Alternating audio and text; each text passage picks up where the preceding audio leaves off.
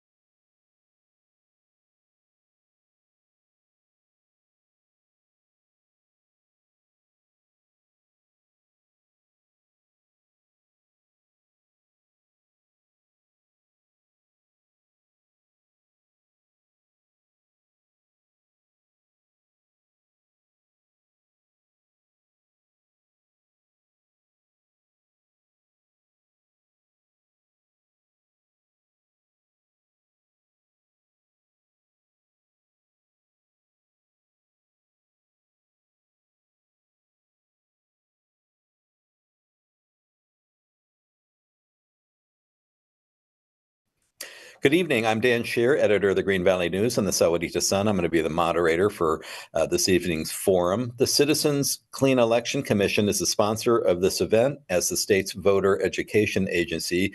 Clean Elections is the official sponsor of Arizona debates, so voters have the opportunity to hear directly from the candidates, ask questions on the issues that matter to them, and to vote informed. All registered voters can vote in the general election on November 5th. The voter registration deadline is October 7th, and early voting begins October 9th. It's just around the corner. Voters watching this forum can submit a question at any time, three different ways. One is that you can email debates@kc-a.com. You can text to 408-840-8350, or you can phone 480-937-1253, and I will repeat those later on in the forum. Tonight, we're going to be hearing from one of three House candidates in State Legislative District 21, which covers parts of Tucson, Sahuarita, on down to Nogales and into Cochise County. It's a big district. Joining us is Democratic candidate Stephanie Stahl-Hamilton, who is an incumbent serving in the House right now. Not joining us for this general election debate are incumbent Consuelo Hernandez, she is a Democrat, and Republican Christopher Kibbe, who opted not to attend. There are two open seats. Stephanie Stahl-Hamilton, welcome. Hi, thank you. Good evening. Yeah, it looks like we're going to have a conversation, not a debate, and we're going to go about a half an hour for those who are listening. First of all, congratulations on your primary win. Thank you. Yeah, learned a lot about you and the district, and we hosted the primary debate, and it was very good and some great candidates. So, but we have a few more questions for you this time. For our audience now and those who will watch later, again, we're going to be going about a half an hour, and you can access this later on the Clean Elections website. First of all, Representative Hamilton, why don't you take a minute and just introduce yourself? Yes, thank you. Good evening, everybody. And I want to say thank you to Dan for moderating, and thank you to the Clean Elections for hosting these debates and tonight's conversation. It is a pleasure to be here. I will be completing my fourth session in the Arizona State Legislature, and I am actually excited to be running again, and hopefully we'll get through this general election and I'll be able to serve another term. I am in Arizona and born in Flagstaff. Spent my childhood years on Navajo tribal lands. I am the daughter of educators who began their teaching careers in Arizona, and then after some time on the East Coast, ended their teaching careers in the state of Arizona, with my father being the adult education supervisor in the prison in Winslow. I am married to a third generation Arizona teacher and the mom, a proud mom of three incredible children, two of whom have come up through the public school system, and my third child, who is a senior now and will be graduating in May. I've lived and worked and recreated all over this state. I absolutely love Arizona and am happy. It is a privilege and an honor to serve, and I hope to continue to do so for many years. Okay, very good. These are questions that we have received from voters.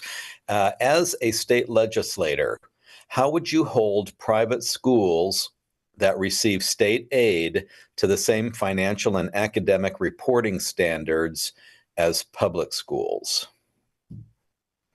I think the answer is in the question, that we need to hold private schools who receive public funds through the way of vouchers or STOs to the same standards. If we are going to grade our schools based on the metrics of testing, then the private schools need to have and administer those same tests, report the results. We need to compare apples to apples. Financially, I think the reporting needs to be done exactly the same way that it is in the public schools. And something that a lot of people don't realize when our children attend charter and private schools, and I think the charter schools are getting there. But it's not only financial accountability and perhaps same metrics for evaluating progress, but also for safety measures. Every person in a public school that touches the life of a child, I don't care if you're a janitor, if you're grounds crew, if you are working in the cafeteria or a bus driver or the person who fixes the HVACs, if you set foot on a public school, you have had to be fingerprint cleared, background checked. There are certain safety metrics in place. And anybody who transports a child in a school vehicle has certain safety standards. And we do not hold educators or folks who work in private schools to the same degree of safety standards accountability as we do for our public schools. So if private entities are receiving public funds, I think the accountability needs to be the same across the board, whether we're talking financial, educational, and safety-wise. Well, and along these lines, let's talk about empowerment scholarship accounts. These are ESAs, and roughly speaking, they will give parents $7,000 to $8,000 a year to pay for educational costs. These could be private schools, it could be homeschooling supplies. They could even save it for college if they want. And this radically expanded 2 years ago. To allow all K-12 students to take part. And now we are potentially hundreds of millions of dollars in the hole on this versus what was budgeted. What happened and how can we rein that in, or should we? Yeah, what happened? First of all, I'm going to take the last question first. And yes, we should rein this in. Before I ever ran for office, education funding was an issue that I cared deeply about, and I actually worked on. I was hired and worked for Save Our Schools in 2018 to get out the no vote on Proposition 305, which was the first time the voucher expansion was put into place. And we worked hard to collect signatures to refer it to the voters, and overwhelmingly, the people in Arizona voiced their concern about expanding vouchers and said no thank you. And then of course 2 years later in 2022 it was one of our governor's parting gifts to the state of Arizona as he was exiting office. And again, you know, all of this is under the guise of giving parents a choice, and I think that word choice has been co-opted. Parents in Arizona have always had a choice of where they want to send their children to school. The question is, and this is what you're driving at, who is going to pay for those choice for that choice? Public tax dollars belong in the public schools. Our state constitution says that, first of all, public education should be near free as possible, number one, and number two, that no monies should be used for private or private religious instruction. And somewhere in there, somebody long before my time figured out a loophole, a workaround. And that was to give the parents the money to spend as they so choose. But the end result is private tax dollars are going into, public tax dollars are going into private schools and private religious schools. I don't know why people didn't realize this was going to be a runaway train. And right now we're looking at least a $600 million hole that's been punched, ongoing hole that has been punched into our general funds of our general budget. And again, you've got all the issues of accountability. And for me personally, it goes back to, we're really not following the spirit of the law when it comes to our state constitution. I strongly believe and think that public tax dollars belong in our public schools. Well, I'm going to drag you into this, but it might be unfair, but how could the state legislature have passed something like this without understanding that there could be huge repercussions ultimately to public schools, which are having money taken away from them. I haven't seen something this runaway train is a term you use since the alt fuel scandal. And if people don't remember that, I think it's from the late 80s, early 90s in Arizona, which just exploded. And the governor finally had to step in and say, no more. This is just going to continue to grow. Is there any talk of trying to deal with it? Okay. Obviously, and I don't think it's a matter of knowing. I think it's a matter of caring. Long before I ran for office, it was my understanding that there was a strong effort to privatize education in the state of Arizona. And when my children were very little and young, in fact, my oldest was first starting kindergarten. That's when I started leaning in and showing up at PTO. I served on the school site council. We dug into the budgets, of course, and it was that process of my understanding and learning that my children were not benefiting. They would never benefit from a fully funded education the way I did when I was a child in Arizona, going to school, or my husband for that matter. And so we got to work, and it's not because people didn't know. We've been talking about this for a really long time, and we were told we didn't know what we were talking about. And I can remember one colleague said, just because you say it enough doesn't mean it's true. And yet here we are. We knew what we were talking about, but the way things go in the legislature, you need a majority of votes. And this vote fell on party lines, with the majority party passing it and the governor signing it into law. And it was my understanding that that was what the governor's intent was from day one, when he was elected. In the very beginning, he was coming to create universal voucher expansion for the state of Arizona. So to say that, how could we not know? We knew, and we have been sounding the alarm for years. But when you are not in the majority party, or you don't have a governor who is willing to look at things honestly, this is how we get into this mess. And yes, there's always talk about trying to stop this. We bring it up every opportunity we get. Sometimes we're silenced in bringing it up. I'm not quite sure how we reverse, but it is something that is going to have to come from the ninth floor. On the campaign trail, are you hearing people talk about this a lot? Always, yes, and from all sides, right? I have to answer to constituents who think we should absolutely allow parents to spend tax dollars for private education and private religious education. Yes, this is still an ongoing conversation. People have not tired from this. I have so many educators in my district, and truly the unfortunate part is that, and of course my district is a blend of urban and rural. The unfortunate part is that it's the schools and the communities in rural Arizona that are taking the hardest hits.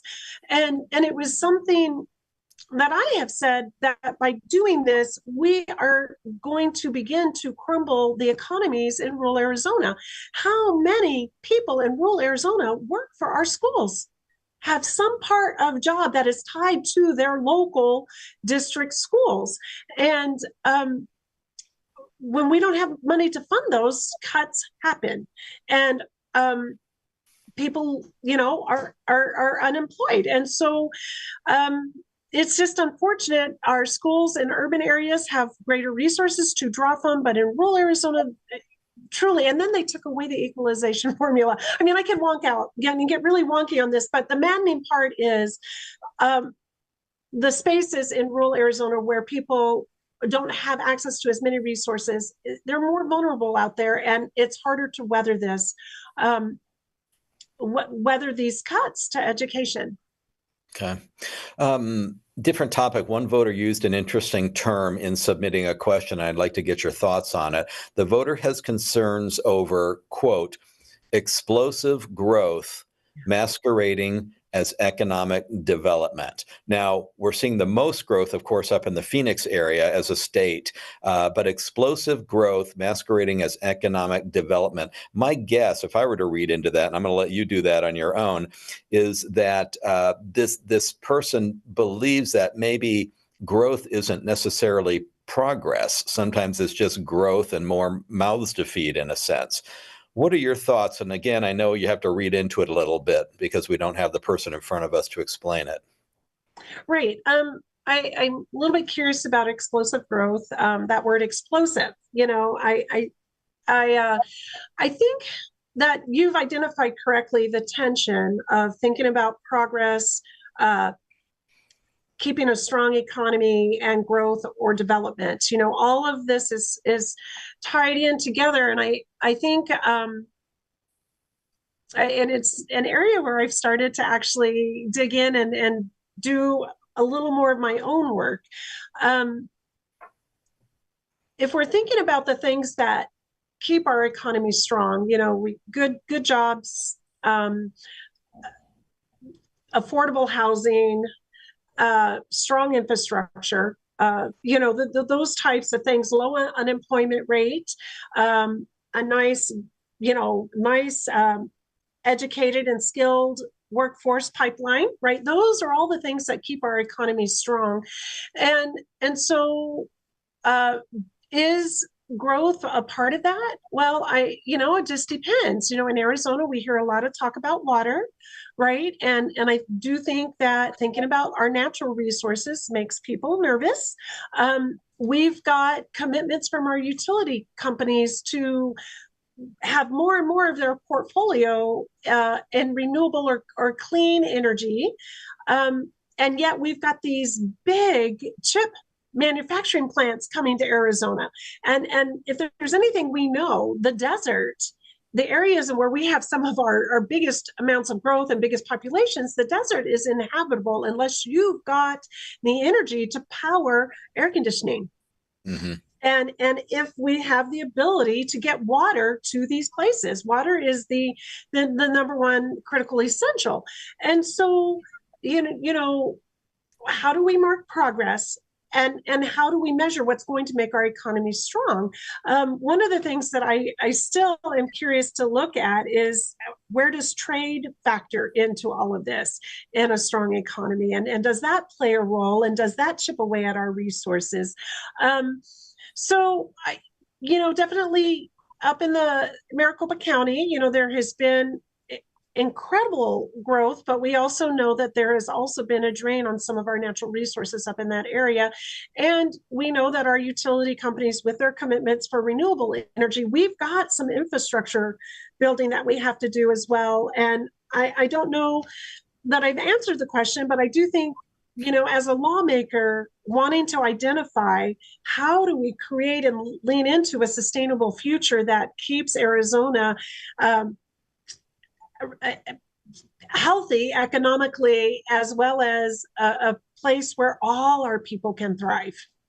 Right. And what I'm glad you didn't say is growth is great and move on, because I think this person really wants to think about, okay, gosh, is that really always the best way to do it? Well, yeah, right. But if I can tag on to that, when, again, 3 years ago, when we voted on whether or not to instill a flat tax, one of my colleagues from across the aisle did the math and said, we have to have X amount of new jobs and companies coming into our state to sustain the economic hit our general budget is going to take.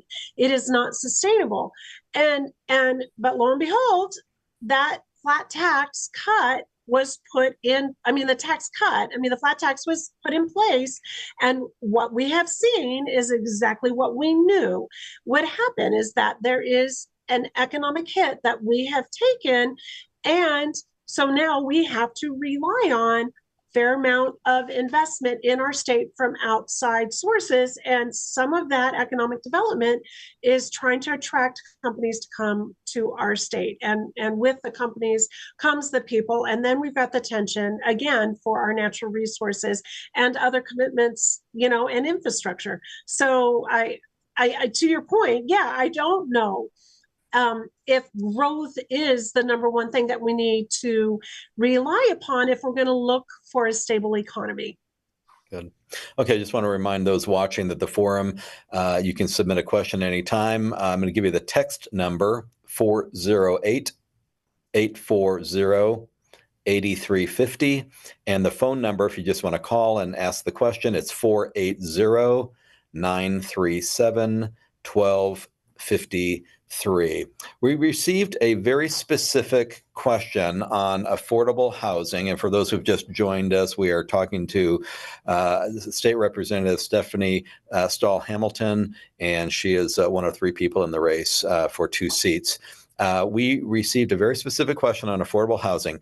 How can we make housing affordable for those who want to own a home of their own? So we're really not talking about soaring rents, apartments, but rather how can we get people into houses that they can call their own? Gosh, we've been asking that question for a few years now, right? Some of it, I don't think there's a silver bullet for this, and there are a lot of people that have different ideas on how we come at this solving an issue of getting affordable housing out there. I think some of it is we have to take a look at supply, right? And for a while there, supply was not keeping up with the demand, so that's something that causes housing prices to soar. Another is we really have to take a look at what's going on with short-term rentals. I think that is a piece that has really caused a strain on the housing market here in Arizona, and especially in places like Sedona, like Bisbee in our district. I would say even in the North Valley, that has become a very contentious issue. And the fact that pulls housing off the market, again, I don't want to cut into anybody's income. Some people use the short-term rentals as a source of income, and that's great. But if we look at our inventory of housing, that is something that has caused a serious strain on home ownership. I know in certain parts of the state, folks are talking about zoning laws and how we zone for housing. I think it gets tricky, and we need to have nuanced conversations about what that means when we talk about changing zoning laws. And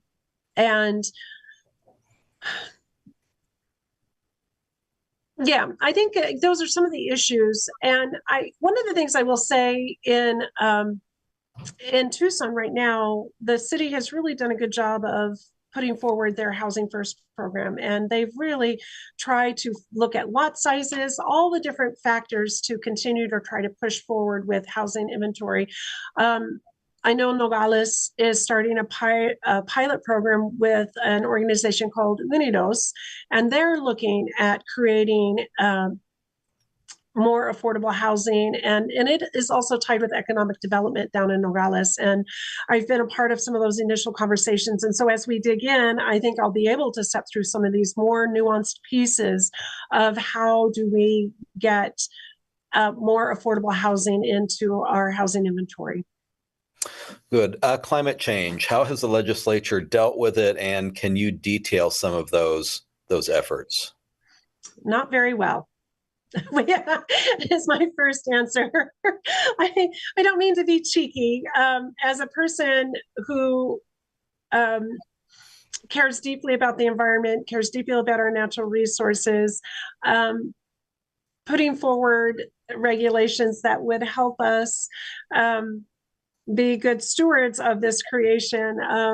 It's really, the legislation is hard to come by, and certainly it's a drum I continue to beat. It's something I continue to push for. But I have to be honest and say, when I am in committee and talking with colleagues who look at me and say, well, if you believe in climate change, and there's, I just so well, and have said climate change is not a belief system. It is based upon science, and science is evidence. You know, we can either replicate to prove or disprove findings in science, and so it's really hard to make progress on something in the realm of climate change when we have to convince colleagues that this is not a belief system, this is science, and that's really, we're not getting anywhere fast when it comes to dealing with issues of climate change.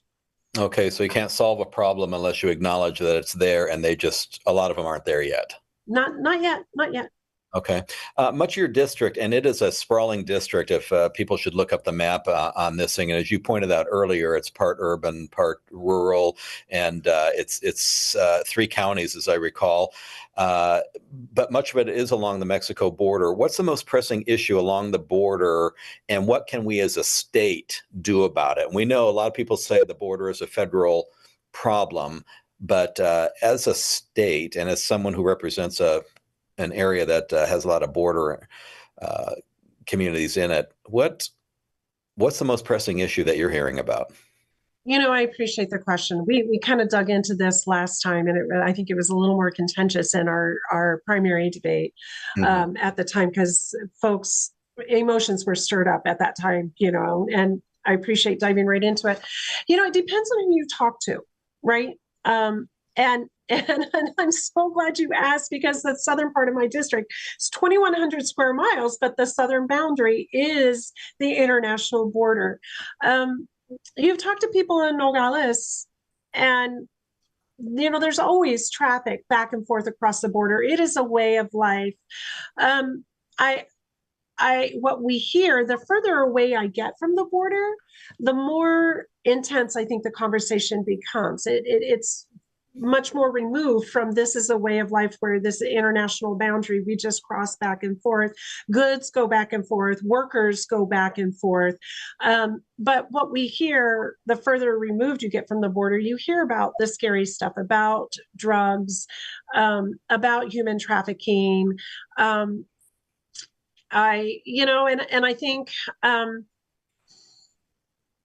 I think our ports of entry, you know, you hear the statistics of how much they're discovering at the port when it comes to getting drugs, right? Like, I feel like, well, it's working. That's what the port is supposed to do. They're doing their job. And I think the biggest issue is that we have a management issue. Well, we've got a lot of people at our southern border who are seeking asylum, and we don't have the personnel to process and make the decisions. And so that becomes very complicated in a hurry, and has caused immense frustration. And so that piece I understand. There is a lot of frustration, but interestingly enough, we do have to point back to the federal government. Out of all of the states with the international border, Arizona has the biggest expanse and receives the least amount of money, funding, for the people to do the processing work that needs to be done. And so you know, for me, I would love for us to be able to put such pressure on Congress that we get the funding to do the processing, we get the trained personnel to come to the border and help us process people seeking asylum. I would love for us to have a much more compassionate response for our neighbors. I'm actually in a couple of weeks going to be going down there with a delegation again to show up, be present, ask the questions, do the work. But, you know, I've talked to people who live in Rio Rico and who live in Nogales, and I don't get a sense of feeling unsafe. In fact, I've had people tell me we don't feel unsafe. In fact, we feel very comfortable in this community. And so somewhere in between the real life experience of people who live in the communities, the border communities, and again, people who don't, we need to have more conversation. Yeah, what a great point. We have two newspapers right on the border. We hear the same thing, people living there, and I live 40 miles north of the border. Zero fear, just zero fear. And it's very interesting that by your experience, the farther away people are, the more hand wringing there is over it. So maybe we just understand it a little bit better here. One more brief question before we just give you a minute to kind of wind it up, and hope this doesn't make you feel uncomfortable, but I was asked by a couple of people to ask you. They said the Democratic National Convention just ended. What'd you think of it? I love that question. Yeah, I wasn't able to watch last night, although I was up at a conference up in Flagstaff. So on my way down the hill, I was streaming part of it. I got part of it, but I have to tell you, they played some of the greatest hits. They got some of my favorite politicians on stage. You certainly could tell that there was a lot of excitement, a lot of energy. It wasn't what I thought we would be having in the way of a DNC, just a month ago, right? I think things have pivoted for the Democratic Party. I think that we have some critical issues that absolutely we need to work on, and that I hope the top of the ticket will be willing to address. Absolutely, but I am certainly feeling encouraged. I love the fact that folks were celebratory, but also the instructions were there. This is going to be close. We have to work for this. And something that I have said again and again that I heard echoed, from former President Obama, hope is not this giant wish list. It is something that we have to work hard for.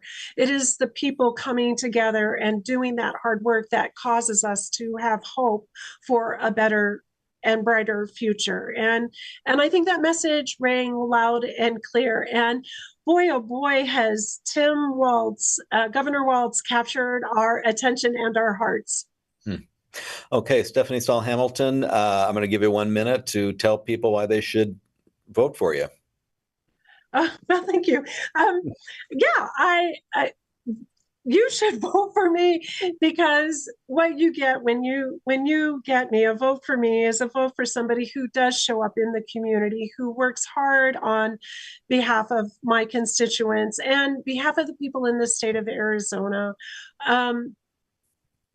I had an incredible success this year in getting one piece of legislation passed, but also continue to put forward legislation that I know is good for our state, even if I don't think it will get a hearing. I am tenacious and certainly have been afforded quite a bit of privilege. And if I do not use that privilege to make other people's lives better, then it's time for me to move on. But I am here. I am here for the people of Arizona. I am here to help problem solve. I am here to help us put forward policy for a sustainable future so that all the people in Arizona who are here can love the state as much as I do and enjoy a high quality life. I am here for you, and I am here to work for you and on your behalf. Very good. Well, this is going to conclude our forum. To our candidate, Stephanie Stahl Hamilton, thank you for deciding that this was important and for your participation. Really appreciate it. Well, thank you. And thank you again. Sure. To the voters, we thank all of you who took the time to watch our forum and inform yourselves before the November 5th general election. We encourage you to visit azcleanelections.gov for official, accurate voting information. You have a great rest of your evening.